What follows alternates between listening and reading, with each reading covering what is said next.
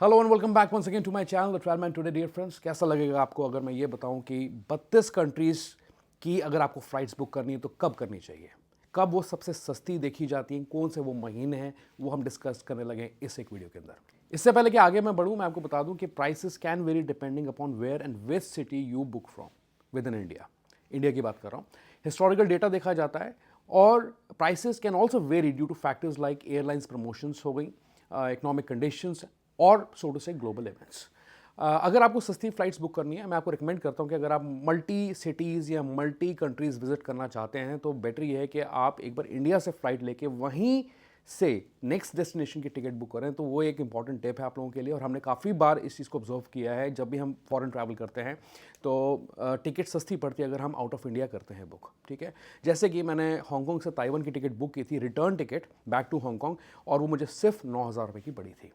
ठीक है, चलिए अब शुरू करते हैं हम लिस्ट को। थाईलैंड के केस में जनवरी, जुलाई, अगस्त, नवंबर। मलेशिया के केस में फरवरी, मार्च। सिंगापुर के केस में सस्ते टिकट्स आप फेब में बुक कर सकते हैं। वियतनाम के केस में मार्च में है। चाइना के केस में फेब में है। हांगकॉन्ग के केस में जुलाई में आप सस्ती टिकट बुक कर सकते हैं, एक्सपेक्ट कर सकते हैं। जापान के केस में आप जुलाई में टिकट एक्सपेक्ट कर सकते हैं सस्ती। साउथ कोरिया के केस में जुलाई अगेन।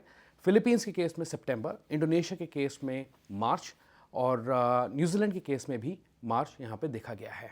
और आगे बढ़ने से पहले आपको क्या करना चाहिए, इन कंटेंट को बनाने के लिए काफ़ी टाइम लगता है रिसर्च में, हिस्टोरिकल डेटा पढ़ना पड़ता है, and then we do these videos. तो मैं आपसे रिक्वेस्ट करता हूँ हम्बली कि आप मेरे चैनल को सब्सक्राइब करें ज़्यादा से ज़्यादा। काफ़ी लोग वीडियोस देखते हैं लेकिन जो है सब्सक्राइब नहीं करते या वो भूल जाते हैं, तो प्लीज़ आप सब्सक्राइब ज़रूर करें अगर आप इस चैनल पे पहली बार आए हैं, मुझे पहली बार देख रहे हैं। प्लस अगर मैं बात करूं रशिया की तो इसके बारे में कोई ज़्यादा क्लैरिटी नहीं है टू बी ऑनेस्ट, क्योंकि रशिया के टिकट्स आपको तो ही सस्ती पड़ सकती हैं अगर आप मान लीजिए अज़रबाईजान से टिकट बुक करते हैं, किसी और कंट्री से बुक करते हैं और रशिया में एंटर करते हैं, राइट। तो वहाँ से आपको टिकट थोड़ी सस्ती पड़ सकती है। इंडिया के केस के अंदर टिकट्स आपको थोड़ी प्राइसी लग सकती हैं।